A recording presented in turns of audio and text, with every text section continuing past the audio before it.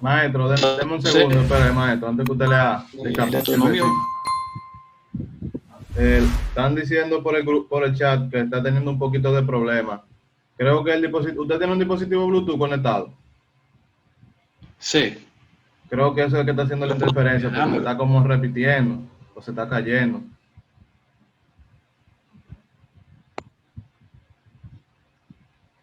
Que alguien Bueno, no sé si se me escucha mejor ahora, no lo sé. por el No chat, sé si se escucha mejor. si pueden decir por el chat si se escucha mejor. Se escucha bien, dicen los muchachos. Lo único que va a tener que subir un poquito más la voz y ya son las 11, fue que usted dijo ayer. Que eran como las 11, las 12. Ay, Dios mío. La 10:30, voy a hacer Ah, un bueno, esfuerzo. Pasa que vivo en un apartamento y tuve una batalla. me imagino. Tiene que orarle al Dios Él para que me ayude a salir aquí.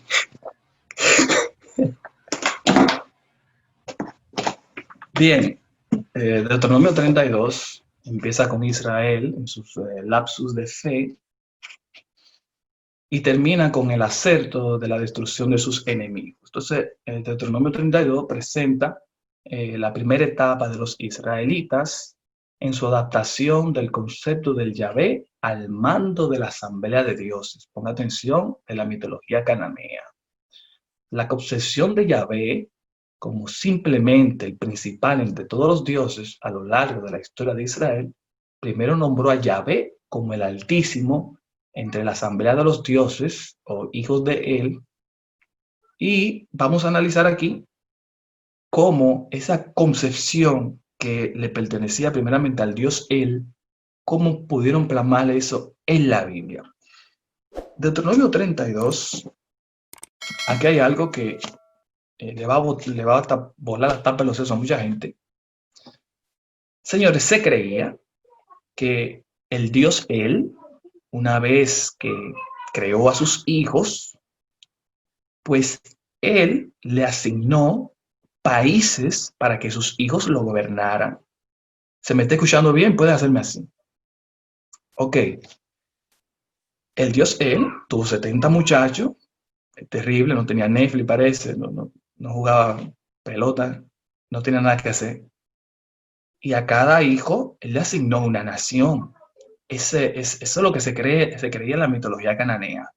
Mire cómo encontramos esto en la Biblia de una manera terrible. Deuteronomio capítulo 32 dice de la siguiente manera.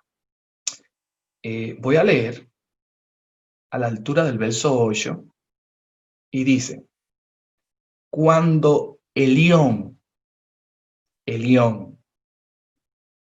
asignó a las naciones herencia, cuando separó a los hijos de Adán, o sea, te está hablando de la creación, ¿verdad?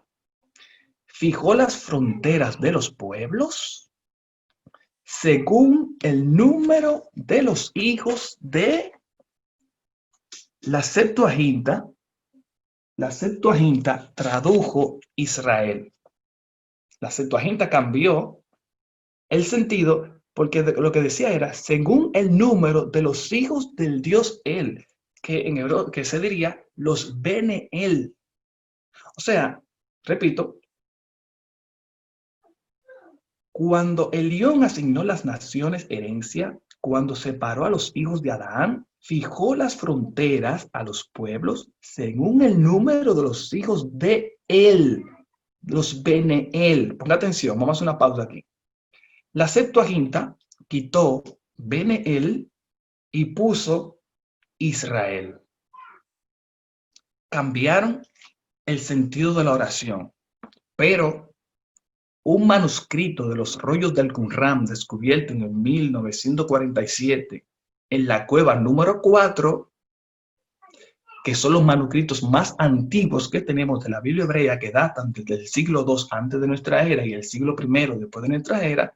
Hay un manuscrito de la cueva número 4 que testifica la palabra Bene-El, que luego la Septuaginta griega, la traducción alrededor del siglo II, cambió y puso Israel. Mira ahora lo que dice el verso 10. El verso 9. Pues La herencia de Yahvé, agárrate para que no te caiga, la herencia de Yahvé fue su pueblo. Jacob fue su porción hereditaria. Lo encuentra en tierra desértica, en yermo, con un lugar de soledad. Lo rodea, lo atiende, cuídalo como a la niña de sus ojos. Ponga atención, que eso era una característica del Dios Él. Pero mira dónde aparece aquí, en el capítulo 32 del libro de Deuteronomio, que se escribe, como vuelvo y digo, alrededor del siglo 7, cuando el rey Josías escribe el Deuteronomio, y que luego en el siglo V se iba a completar lo que se iba a conocer más adelante como la Biblia hebrea. Como la Biblia hebrea. Se nos ha dicho que la Torá o Pentateuco le escribió Moisés. Ojalá hubiese sido así. Las cosas hubiesen sido más fáciles. ¿Esto mata la fe? De ninguna manera. El tipo de fe que esta información mata es la fe que ha sido edificada sobre los paradigmas, sobre la dogmática de una fe ciega. Pero yo, por lo particular, tengo más fe que un camión de evangélico. Vámonos ahora al Salmos 82.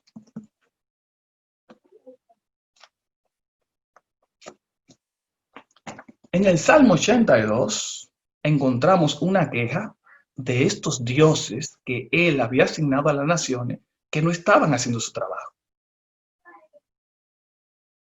Como encontraremos, pero no es mi tema ahora porque no quiero hablar de él, no de Baal, vamos a encontrar salmos que eran salmos dedicados a Baal, con las mismas características de Baal, y que luego lo cambiaron y pusieron Salmo de David, y donde iba Baal pusieron Yahvé.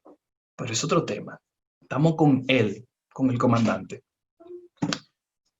El Salmo 82 dice de la siguiente manera: Elohim se yergue en la asamblea divina. En medio de los dioses juzga. Mira lo que dice el verso 2. ¿Hasta cuándo juzgaréis injustamente y guardaréis consideración a los malvados? Haced justicia y al humilde y al huérfano, vindicad al infeliz y al pobre, rescatad al humilde y al indigente de manos de malvados y liberales. Ellos ni saben ni entienden, en tinieblas caminan, conmuévanse los fundamentos de toda la tierra. Dice el verso 6. Yo me dije, aquí está él enojado, quillao, yo me dije, dioses sois, hablando con sus hijos, dioses sois, hijos de Elión, todos vosotros. Se mismo dice, hijos de Elión, todos vosotros. Sin embargo, moriréis como hombres, y como cualquiera de los príncipes careceréis. Levántate, Elohim, juzga la tierra, pues eres dueño de toda la gente. Aquí vemos cuando él le dice, ustedes son dioses, pero como los príncipes y como cualquier mortal, van a perecer, porque se creía en la antigüedad que los dioses morían.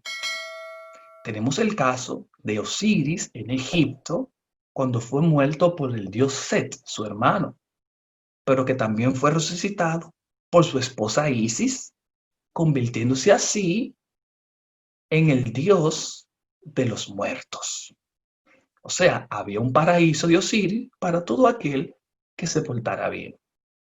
Tenemos dioses en la mitología griega como Dionisio, entre otros, que eran dioses, que fueron dioses que murieron, pero también resucitaron. Tenemos dioses que fueron engendrados por los dioses en mujeres, que nacieron de mujeres vírgenes. Eso lo tenemos en toda la mitología antigua. Entonces, este es un salmo que es original del Dios él. Pero, como vuelvo y repito, todas estas cosas influyeron en el pueblo de Israel, porque Israel era una ciudad-estado más de los que componían la región de Canaán.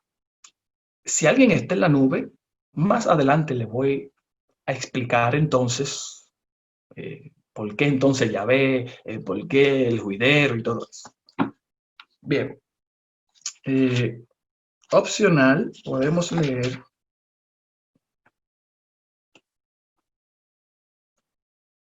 el Salmo 89, verso 6 dice: celebran pues los cielos, oh Yahvé, tus maravillas y tu fidelidad en la asamblea de los santos.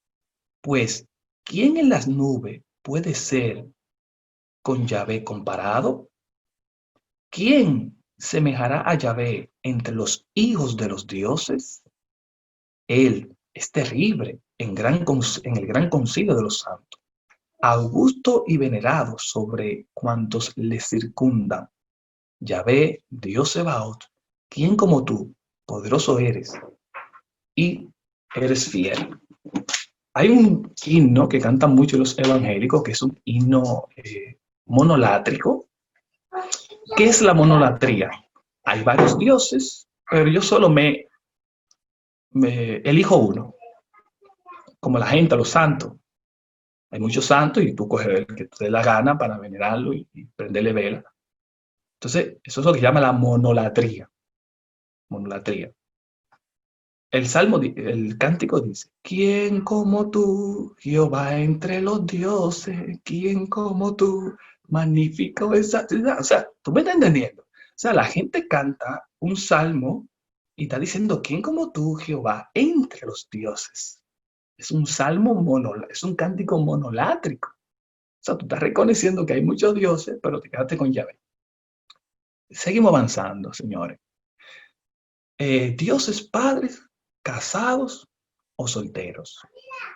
El Dios Él, de donde proviene la idea original de Yahvé, llegó a tener una descendencia de más de 70 deidades, como ya lo hemos dicho.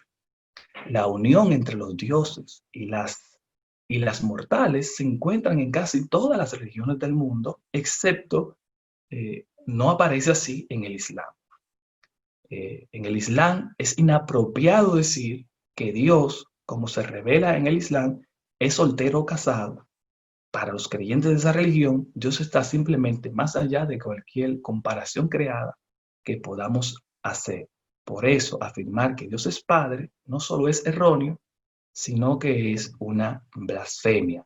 Luego, en el cristianismo, entonces, tenemos esta problemática y es que Jesucristo es el Hijo del eterno Yahvé, anterior a la creación del mundo, y que una vez más no está ni soltero ni casado. La palabra revelada de Dios y su Espíritu son un solo y único Dios y tres personas divinas. Eso no es fácil de explicar. Usted piensa que es fácil, pero cuando usted se para delante de una persona pensante, explicar eso de que usted es monoteísta es difícil. Porque si Jesús es Dios, si el Espíritu Santo es Dios, entonces tú no eres monoteísta, tú eres politeísta. No, pero porque los tres son uno. O sea, tú no, eso explicarlo es difícil. Y créeme que yo he tenido debates con musulmanes. Es difícil. Lo primero que te dicen: Dios no tiene hijo. Pero eso es otro tema, sigamos con él. En el mundo antiguo se creía que los miembros de la clase dirigente eran hijos de los dioses. Esta creencia se encuentra en el Mediterráneo y en todo el oeste de Asia, sin contar las demás partes del mundo. Los emperadores romanos, a los que se rendía culto aún en vida, estaban convencidos de que tras la muerte iban a convertirse en dioses. También tenemos lo que es el caso de los faraones, que ellos eran Horus vivo en la tierra. O sea, ¿quién era Horus? El hijo del dios, de la diosa Isis, y el dios que mencioné ahorita, Osiris. En algún momento, el judaísmo hizo a un lado todas las deidades y dejó solo a Yahvé, que como queda dicho, no está ni soltero ni casado, pues al igual que el Islam, no entra a esas categorizaciones humanas y por lo tanto nunca tuvo ningún hijo. Así lo cree el Islam, así lo cree el judaísmo. Desde ese momento, llamarse hijo de Dios fue anatema.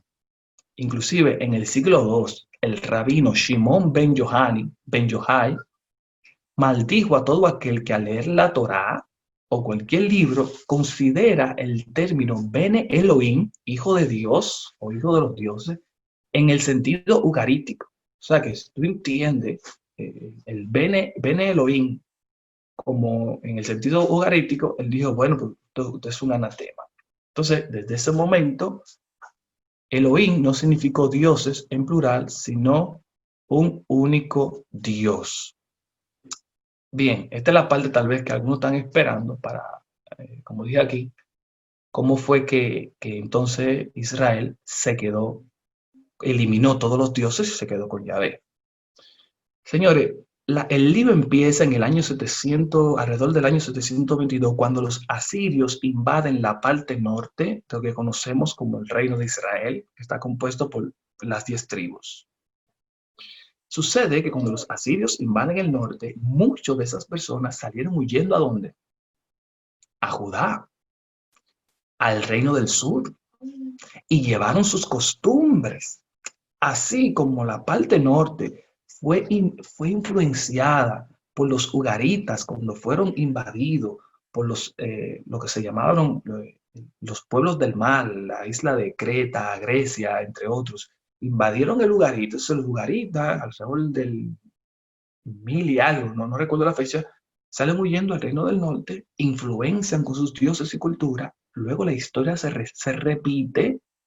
En el 722, los asirios llegan, conquistan el norte y parte de la gente del norte sale corriendo a refugiarse en el sur, porque allí era seguro. Ahora, ¿por qué la tribu de Judá, como se llama, o el clan de Judá, no cayó bajo las manos de Asiria?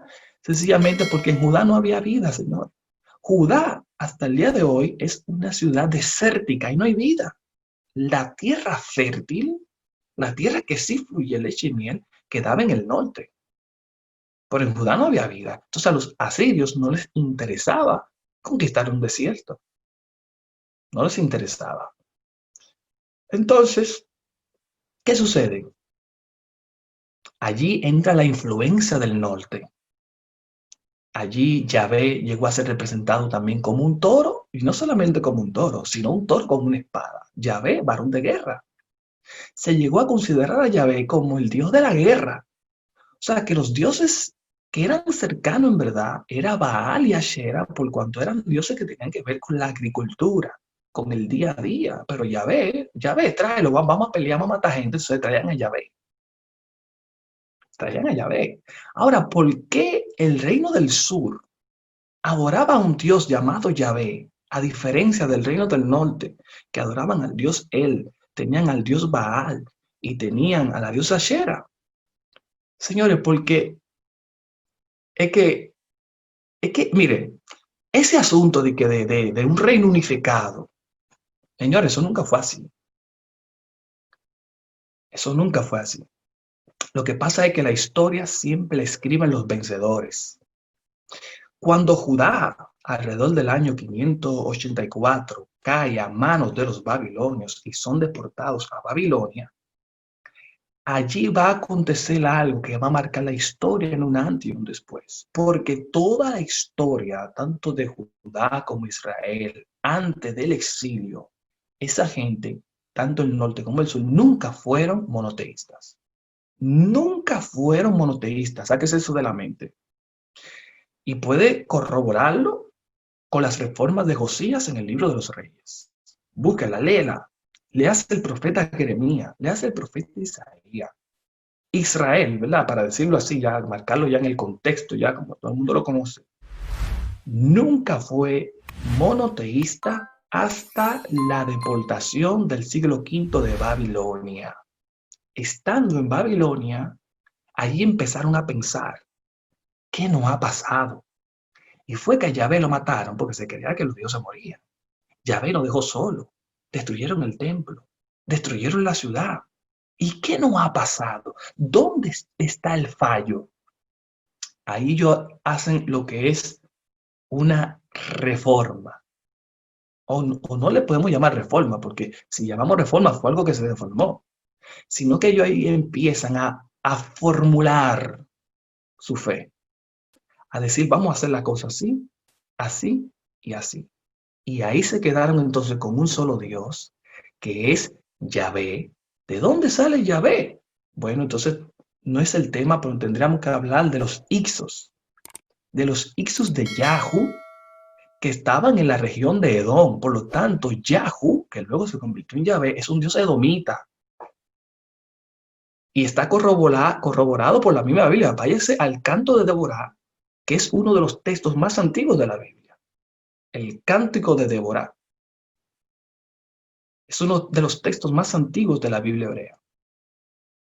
Entonces, allí en el siglo V, lo que empezó en el siglo VII, como en el libro de Deuteronomio, allí en el siglo V empezaron a darle forma a lo que conocemos luego como lo que iba a ser luego la Torá. ¿Qué sucede? Que por eso encontramos entonces esa mitología de Adán y Eva, el diluvio, etc. ¿Por qué? Porque ellos, como un pueblo, tenían que hacer una historia, tenían que tener unos orígenes. Entonces, al igual que todos los pueblos, ellos empezaron a escribir su historia. Por eso es que, señores, el capítulo 1 del Génesis, ese capítulo de Génesis está dialogando con los textos de la creación de Babilonia, señores. Que era el dios de Babilonia, fue el que creó la raza humana, fue el dios Marduk. Fue el dios Marduk. Entonces, cuando tú ves que en Génesis te habla de que Dios que creó la luna, el sol, las estrellas, lo que está dialogando con los textos de Babilonia, que como esos astros para ellos eran dioses, ellos están dando a entender que no, que esos astros son una mera creación del dios de ellos. Entonces, el Génesis y su historia está dialogando como era normal en los pueblos antiguos con las culturas circunvecinas, como expliqué ya con el caso del diluvio de Noé. El diluvio de Noé no es más que una reformulación de un texto ugarítico. Cuando la Biblia ni pensaba escribirse, ya hablaron de un tal Noé, de un diluvio que había, que al final del día no fue ningún diluvio universal, nada. Ellos lo interpretaron así conforme a su mentalidad.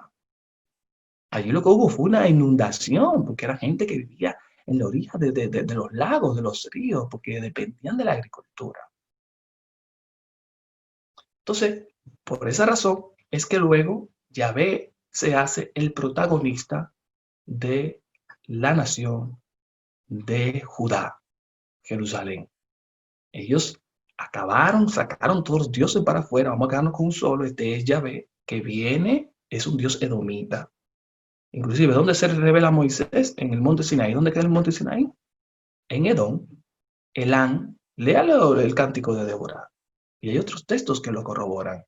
Era un dios edomita. Que pueden buscar en YouTube, busquen los chazos de Yahu. Búsquelo, los chazos de Yahu. Vamos ya a ir terminando con esto. Uso del nombre él entre los israelitas. Según pasajes como Génesis 32, 23 al 28, el nombre Israel, ponga atención, que nada tiene que ver con Yahvé, representa al patriarca Jacob que pelea contra él. Aunque otros autores lo traducen de diferente manera, ya no te llamarás Jacob, sino Israel, porque has luchado con Dios y con los hombres y has vencido. O sea, la traducción correcta es, y has luchado con el Dios Él y has vencido. La palabra Él significa Dios, poderoso, fuerte y también ídolo. La mayoría de las traducciones, el sitio conocido como Betel, se traduce como casa de Dios. La versión en español, casa de Dios. Pero Bet significa casa, como Betlehem, que significa casa de pan, Betania, casa de la aflicción, Betsaida, casa del pez. Entonces, y él puede referirse tanto ya a Yahvé como al Dios Él. Por lo tanto, Betel podría no ser Bet Yahvé, sino la casa del Dios extranjero Él. Hacia el siglo VIII, antes de nuestra era, el culto al Dios Él estaba bastante ya arraigado entre el pueblo del norte. Los frecuentes intercambios comerciales que hacían y todo eso, como ya hemos explicado, pues fueron muy influenciados también con otras costumbres. Pero vamos a ver aquí el Dios Él como Yahvé. Le dije que los atributos que le pertenecían a Él y muchos atributos que le pertenecían a Baal y también atributos que le pertenecían a Shera, en el siglo V, cuando ellos están formulando ya lo que va a ser, si se me permite el término, teología, pero no existía en ese entonces, ellos se lo atribuyen a Yahvé. Por ejemplo, el Shaddai, el Shaddai, muy lindo, pero es una palabra compuesta, que lo que quiere decir es el que amamanta. En otras palabras, ¿cómo se representaba Shera? Siempre era una diosa con las tetas aquí, con unas tetas bien grandes, porque era la madre de la diosa de la fertilidad. Entonces, el Shaddai, que es una palabra compuesta, una de sus definiciones, el que amamanta. En otra palabra, el dios de las tetas grandes. En una ocasión, Ana Maldonado dijo que tuvo una revelación, que vio a Dios con una teta y la acabaron. Ella no tuvo ninguna revelación, nada. Ella lo que parece que averiguó el significado de la palabra Shaddai y ya dijo que tuvo una revelación. Y la mataron por las redes sociales. Pero eso es lo que tiene que ver con el Shaddai, el que amamanta. Entonces, todas esas cosas, características, pues se la acuñaron a Yahvé. Entonces,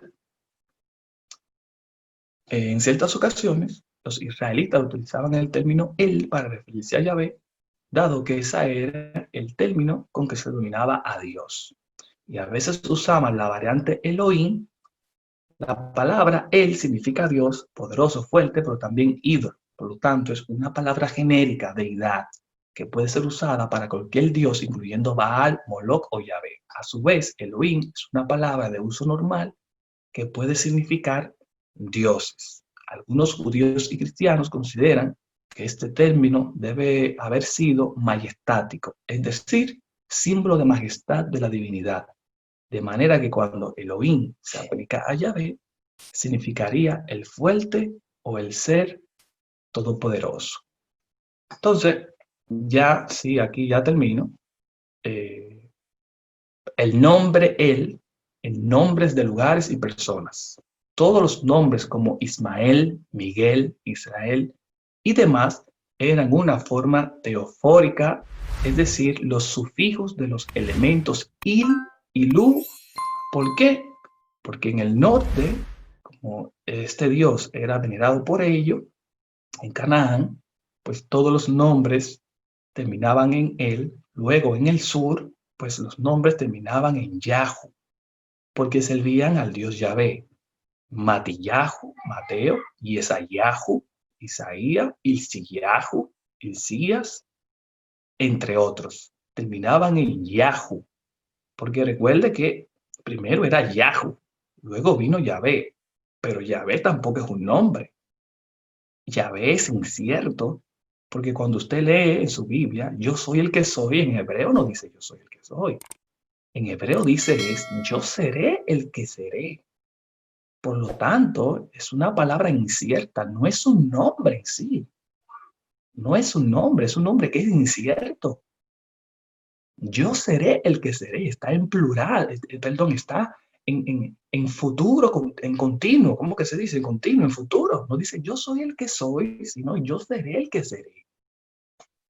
Con esto termino. Si tienen preguntas concernientes a lo que he dicho, le puedo contestar. Tal vez no tenga todas las respuestas, pero lo que pueda, le contestaré. Sí, excelentes explicaciones. Aquí hay una pregunta de Alison. Ella dice que Anu y él son lo mismo. Anu era considerado el dios supremo en Ugarit, pero en Canaán era el dios él. Por lo tanto, no es lo mismo. Siga la pregunta. Dice, Emily dice, y Dios es padre y tiene un hijo, pero no es varón, sino que espíritu. No contradecimos nosotros mismos. Eso es una gran realidad, lo que ella dice. Dame la pregunta de nuevo, que no escuché bien. Emily me dice, y Dios es padre y tiene un hijo, pero no es varón, sino que espíritu. Nos contradecimos nosotros mismos. O sea, eso es como ella dice una pregunta y él mismo la responde. Luis. Ya tú sabes que ya eso hay teología, tú sabes, ya de que el Hijo de Dios, Jesús, ya eso es teología. Alinson también me dejó esta pregunta, ella se tuvo que retirar. Ella me dice, ¿estas enseñanzas las en función o en tu iglesia? Se corta, no escucho bien.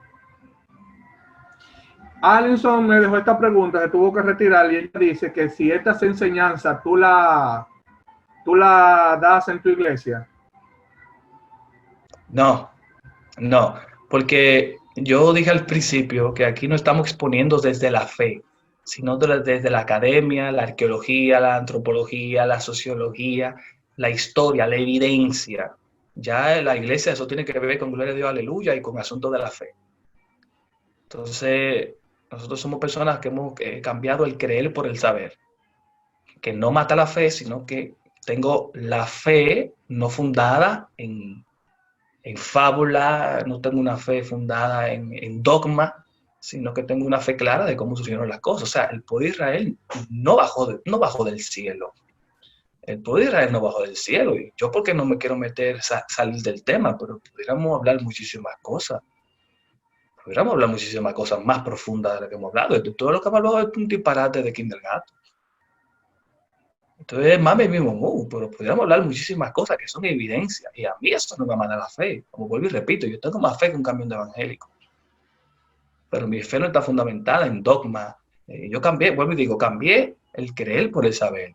Entonces, cuando tú te acercas a la Biblia, desde la fe solamente, pues tú vas a pensar que todo comenzó con la Biblia. Y eso no es así. O tú quieres buscar el origen de todo, que tiene que irte a Sumer. Allí está el origen de todo.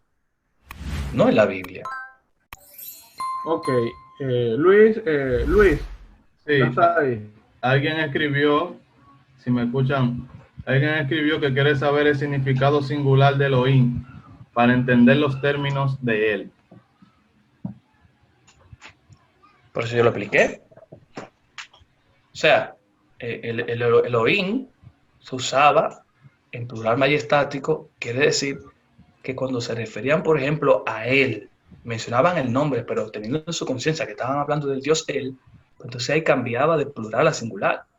Por eso es que en hebreo, en el libro de Bereshit, de Génesis, Bereshit baraj Elohim Oseh Shamayim Va'aretz. En el principio, dioses creó.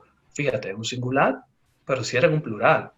O sea, cuando el escritor lo que dando a entender ahí, de que no está pensando en dioses plural, en que mucha gente sí lo pensaban así, en otros escritos que narran la creación, hablan de dioses que crearon, pero en este sentido el escritor, en el siglo V, lo que está dando a entender que fue un solo que creó las cosas, no refiriéndose a mucho.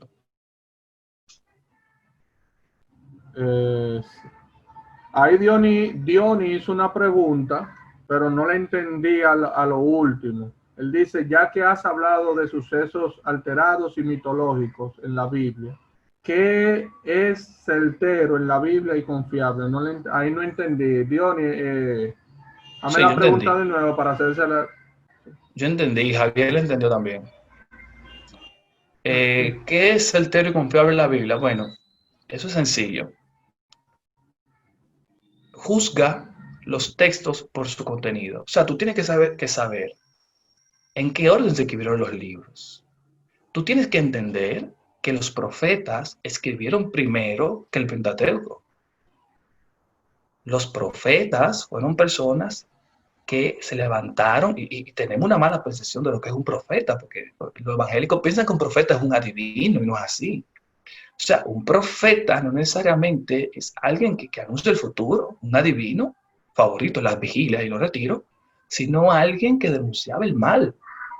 Alguien que le decía al pueblo, oiga, pero ustedes son unos desgraciados, y que evangélicos, y que sacerdotes.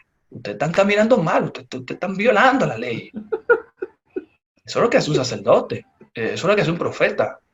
Un profeta arreciaba contra la malicia de los sacerdotes. Entonces, los profetas escriben primero que el Pentateuco. Eso es lo primero que tiene que tener en cuenta. Segundo, que el Pentateuco, el primer libro que se escribe, no es Génesis, es Deuteronomio, siglo VII. Tercero, que se termina de redactar en el siglo V. Cuarto, ellos quieren hacer una historia porque han tenido una desgracia. Cuarto, tiene que entender lo que es mitología, lo que es mitologema en la Biblia. O sea, mitología, no o ¿cómo se dice la otra palabra? Leyenda.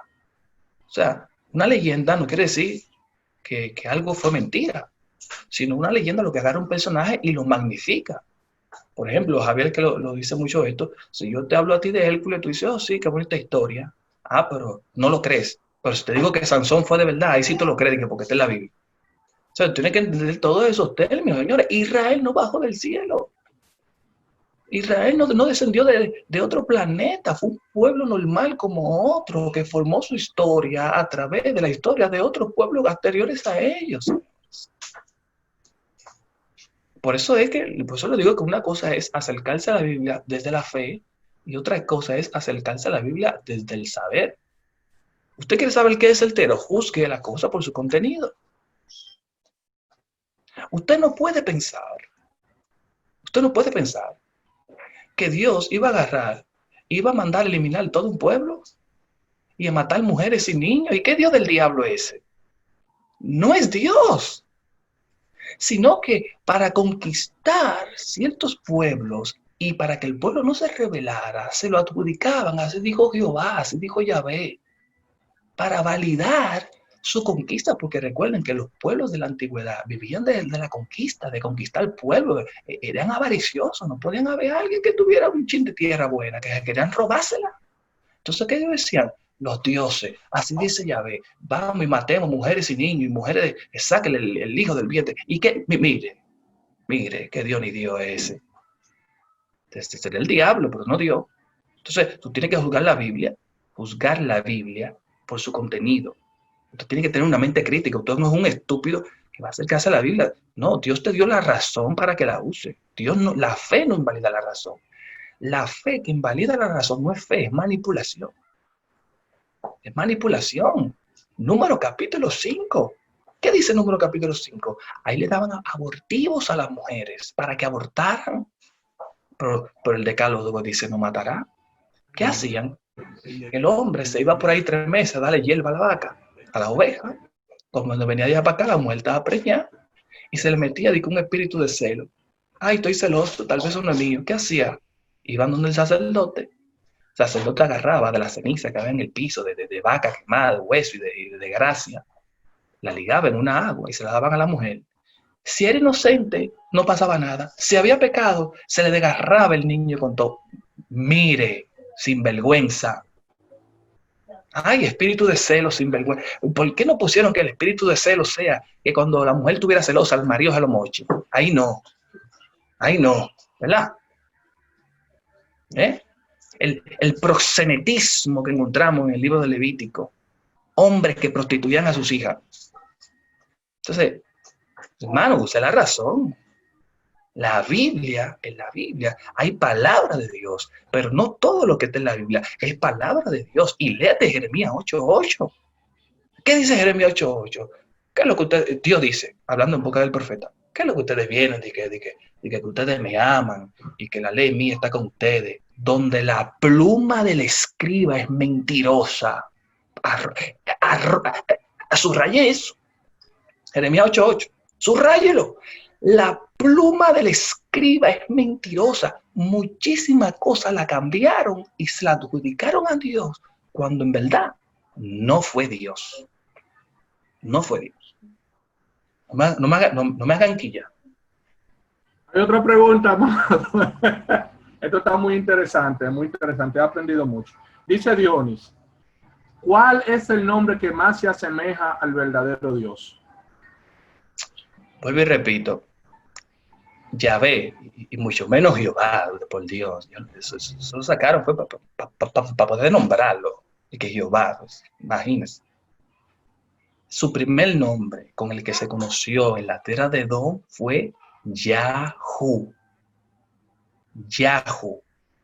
Luego se llamó Yahvé, pero recuerden que en el paleo hebreo no habían vocales, eran puras consonantes, lo que se conocemos como el tetagramatón, las 4 consonantes. Es incierto, señores, Dios nunca le dio un nombre a Moisés. Bájese de ese caballo, por favor.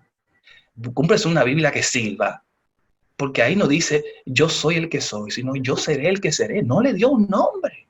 Inclusive en el Islam, Dios no tiene nombre. Dios se le llama como en árabe, Alá, porque Dios no tiene nombre. Cuando tú le pones nombre a algo, tú empiezas a darle una definición a ese algo y lo limita.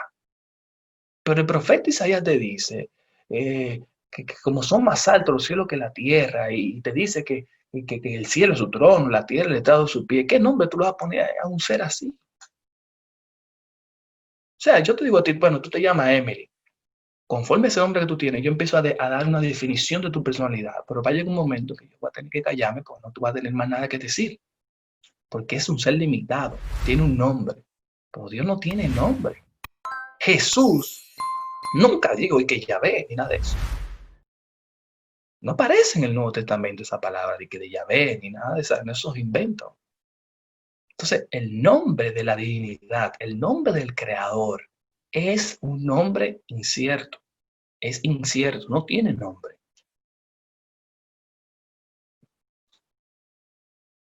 Pues yo dije que iba a recomendar ciertas Biblias, al final, Biblia seria, para que usted se eduque de por Dios. Y bote la que tú tienes ahí.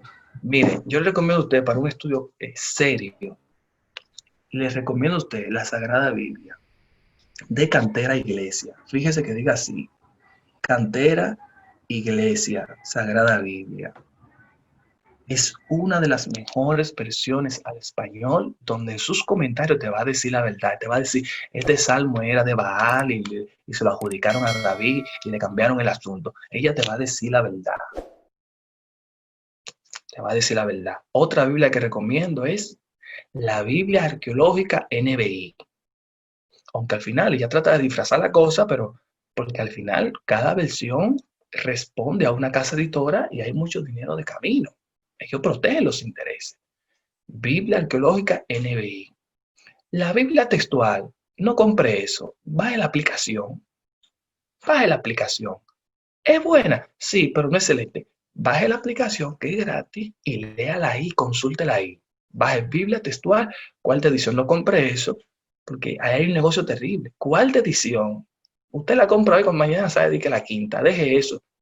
Váyase por ahí y cómprese, bájese la aplicación. Ahora, esta crema, esta melma, cómprela. Sagrada Biblia, Cantera Iglesia. Es de la sociedad BAC, Sociedad Bíblica, que sé yo quién. Usted la va a conseguir en Amazon o en bibliotecas católicas. Y le consejo una cosa. Libros cristianos, no. Cómprese libros serios, váyase a la librería católica. Libros serios, váyase a la librería católica, porque los libros evangélicos están todos manipulados hacia la fe, lamentablemente. Porque si no, no venden. Pero usted quiere estudiar desde la seriedad, desde la academia, tiene que saber los libros que compra. Siguiente pregunta. Maestro, acuérdese, yo tenía una pregunta pendiente con usted. La pregunta era acerca de Yahvé, de Yuhei Bajei, como dicen algunos. Usted sí nos dio referencia de que el dios Yuhei Bajei era un dios edomita. Pronto vamos a tratar de tener esa charla de explicar quiénes eran los Yasus y todo eso. Ahora bien, los Yasus de Yahweh, exacto. Ajá. Aparece en la Biblia. Aparece en la Biblia. Entonces, que era un pueblo que se llamaba así, los Yasus de Yahweh. Sí. muchas personas creen que cuando nosotros hablamos, estamos diciendo herejía, y no lo culpo, porque yo también pensé en un principio que era herejía, eso del plural majestático en Elohim. Me lo explicó un maestro a la rajatabla, me dijo, ahí no se está hablando de Dios, ahí se está hablando de varios dioses. Y yo, sentado en un aula, yo iba a discutir, dije, no, déjame yo quedarme callado. Pero voy a hacer la pregunta. Yahvé. O sea, dame un segundo. ¿Tú sabías que cuando la iglesia se volvió iglesia imperial, crearon un sistema llamado la Santa Inquisición que duró varios siglos? Sí. Y ellos torturaban, masacraban y mataban a todo aquel que ellos consideraban herético en la Edad Media. O sea, pues se llama Edad Media porque se partió en dos la historia. Y en el siglo XV entra la era de la iluminación. Salimos de la caverna, salimos de esos cavernícolas que tenían la historia y el intelecto secuestrado, con interpretaciones castrantes, carentes de vida. Santa Inquisición. Tenemos al Islam también. Fueron religiones que se implementaron a través de la espada. Tú lo crees, si no crees, yo te mato. ¿Y qué diablo es eso? Dame la pregunta. Entonces, maestro, Yahvé era visto como un dios principal o un dios minoritario dentro del conglomerado de Ugarit, Israel y toda esa región circundante. ¿Tú te bebiste la pastilla? Sí, bebí la pastilla, maestro. Bueno, pues yo te voy a dar la respuesta a la pregunta. Yahvé era uno más en la lista de los dioses. Yahvé se vuelve Dios principal en el siglo V, porque así lo decidieron los sacerdotes en Babilonia, cuando estuvieron en Babilonia. Ahí es que Yahvé se vuelve el Dios principal. Trataron de, como dijo Emily, quitarle todos rasgos feministas, eliminaron a la mujer, la sacaron para afuera, eliminando a las Asheras, que, mira, Asher es tan verduga, que con todo lo que hicieron, no la pudieron sacar de la Biblia, ella está ahí todavía. Léete el Proverbio 8, entre otras cosas. Entonces Yahvé era un dios más de la lista, vuelvo y repito, era considerado como el dios de la guerra, y la arqueología lo ha descubierto como un dios con una espada. O sea, que era un dios que mochaba cabeza. Por eso que tú ves lo evangélico hoy en día, de que Yahvé se bajó, Yahvé de los ejércitos. Porque era un sanguinario, así era que ese dios se representaba. Y mire, doy un dato ahora desde la fe. Entonces, usted quiere saber entonces quién es Dios. ¿Cuál es el verdadero Dios? Señores, Jesús lo reveló. ¿Tú quieres saber la característica de Dios? Léete Mateo del 5 al 9, ya, no busques más nada. Para que a veces nos metemos de que para Apocalipsis, que a buscar la Bética, todavía no hemos comprendido Mateo capítulo 5, el Sermón del Monte. ¿Tú quieres saber cuáles son los atributos de Dios? Jesús lo reveló. Vete al Sermón del Monte, ahí está. Jesús lo reveló, cuáles son los... Y ese Dios que revela a Jesús, cuando tú haces un análisis del Yahvé, del Antiguo Testamento, es totalmente contrario en atributos. Totalmente contrario. Porque allí el Yahvé del Antiguo Testamento es un Dios genocida, es un Dios que mataba a niños, que mataba a mujeres. Mira la conquista de Josué que hizo el Ai, léelo, a la ciudad de Ai. Esa conquista que hizo José ahí, eso fue una masacre. Hitler le quedó corto a lo que él hizo ahí. Porque eso era lo que hacían, pero en el nombre de ese Dios Yahvé. Se lo adjudicaban a él. Para que me entiendan. Que no era él nada, era que ellos lo ponían como que fue Dios que mandó, cuando Dios no había mandado nada. Es más, te voy a dar un dato. Dios nunca mandó a que le quemen ni que becerro, ni chivo, ni vaca de eso. Léete Jeremías 7. Sí, Jeremías lo dice claro. Dios nunca mandó a que le sacrificaran de gracia. Esa era la búsqueda que había en el templo de los sacerdotes. Era el negocio. Un negocio que tenían bacano ahí. Se parece a estos tiempos, maestro.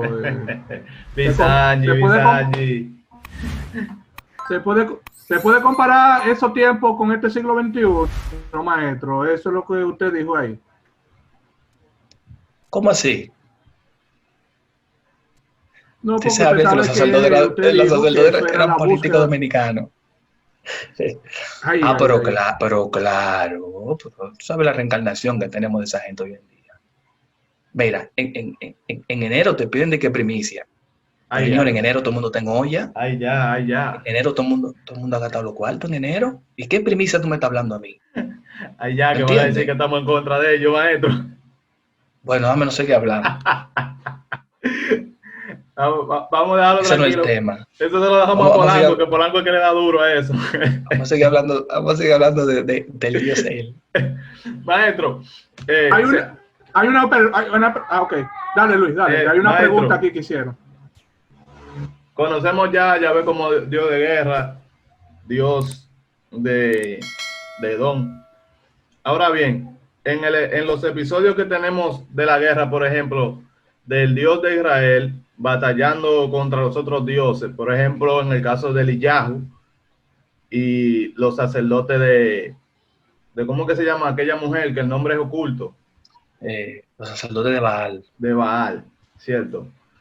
Esa batalla, podemos decir que fue batalla entre dos dioses, o fue una batalla campal, exactamente, que cayó fuego del cielo y se consumió todo. Mira, lo primero es que ahí ese libro, ese capítulo 17 y 18 de Elías, tú lo comparas, creo que es con José capítulo 5, Javier que me ayude ahí. Si es José capítulo 5, no lo sé, no recuerdo. Señores, eso lo que te está diciendo ahí es como una campaña para decir que el único Dios que tiene poder es Yahvé. O sea, que tú no puedes pensar que eso pasó literalmente. Que descendió y que fuego del cielo. Pero ¿cuál fue? ¿Dónde está el fuego? Baal era un comandante. Entonces, se escribe esta historia para darle mostrar a las generaciones futuras cómo pasaron las cosas. La contaron así, a través de mitologemas y todas esas cosas. Pero fíjate que Elías aparece de repente en la escena. Aparece de repente en escena. No se dice de dónde viene. ¿Y quién era el dios de la lluvia? ¿Quién era? Era Baal. Entonces que viene Elías y dice, oye, que lo que no habrá lluvia ni rocío si no es por mi palabra. O sea, eso es una afrenta al dios Baal. Te tiene que analizar, por favor. Lo que quieren es sacar a Baal de escena, señores. Lo que quieren es sacar a Baal de escena. Yo he aprendido muchas cosas hoy y verdaderamente hay que seguir con estos temas porque estos temas te abren la mente, porque esto no lo enseñan en las iglesias, de verdad, y te agradecemos, Carlos, de verdad que tú estés con nosotros. Para nosotros ha sido más que un placer tenerte aquí, hemos aprendido mucho. Yo sé que hay muchas personas que han aprendido mucho aquí. Quizá hayan personas que estén en el aire, pero entendemos que ha sido de mucha bendición tenerte aquí en este programa. De verdad que te agradecemos. Luis, para terminar, ¿tú tienes algo que decir?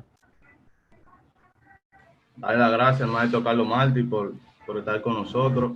Esperamos tenerlo en otra ocasión, maestro, sabiendo la diferencia de hora que usted tiene. Sí, estamos activos, no te preocupes, para lo que tú quieras, lo que podamos. Espero que si alguien tiene preguntas y quiere seguir preguntando, quiere conocer un poco más, puede hacer dos cosas. O nos critica o nos hace la pregunta. Nosotros no podemos hacer más nada, no vamos a pelear con nadie, ni le vamos a decir, usted puede dar su idea, decir que está en contra. Nosotros también estuvimos con usted y estuvimos en contra y todavía estamos en contra de muchas cosas. Chocamos diariamente y lo que estamos tratando es de ir a llegar a un nivel donde nuestra claridad mental sea sacada de la religiosidad que muchos dicen que no tienen y que llegue a una luz. Algo que decía Javier era que No, y nosotros tú somos sabes, crédulos, pero no religiosos. No crédulos. Entonces, estas cosas te enseñan a ti que Dios trasciende todo pensamiento humano, el hombre ha creado una religión alrededor de Dios. O sea, Jesús vino a la tierra dando una enseñanza, e inmediatamente crearon una religión alrededor de eso, el cristianismo. Jesús no era cristiano. ¿Me voy a entender? Entonces, el hombre siempre quiere hacer una religión a través conforme a la concepción que él tiene de la divinidad, y eso ahí, encima de ese paradigma, pues se formulan los dogmas. Entonces, por eso tenemos tantas religiones. Los testigos de Jehová dicen una cosa, los mormones dicen otra cosa, los evangélicos dicen otra cosa, los bautistas dicen otra cosa, los adventistas dicen otra cosa. Señores, no metan a Dios en religión, que Dios no es religioso. Dios no es adventista. Dios no es mormón ni pentecostal. Oh, sí. Así es. Así. Así es. O crean una religión o para su búsqueda o para otras cosas. Entiendo yo. Hay muchos fines, mueven muchos fines a través de eso. Es como dice, al final del día, la religión lo que busca es manipular a la gente. Manipular a la gente. Te meten hasta en tu vida sexual, en la cama, se meten, que tú no puedes hacer el helicóptero, pero venga acá. ¿A usted qué le importa eso? Un medio de manipular a la gente. Tú no se ríes, pero es verdad. Bueno, muchísimas gracias, maestro, a todos los que estuvieron ahí. Que Dios me lo bendiga mucho. Esperamos verlo en otra ocasión. Como vamos tú dices, Carlos, semana con otro tema. Los sacerdotes... Licencia se está cortando. Bueno, gracias al Padre Eterno, que sea con ustedes y que lo bendiga Dios. Nos vemos la próxima semana con el próximo tema que tendremos.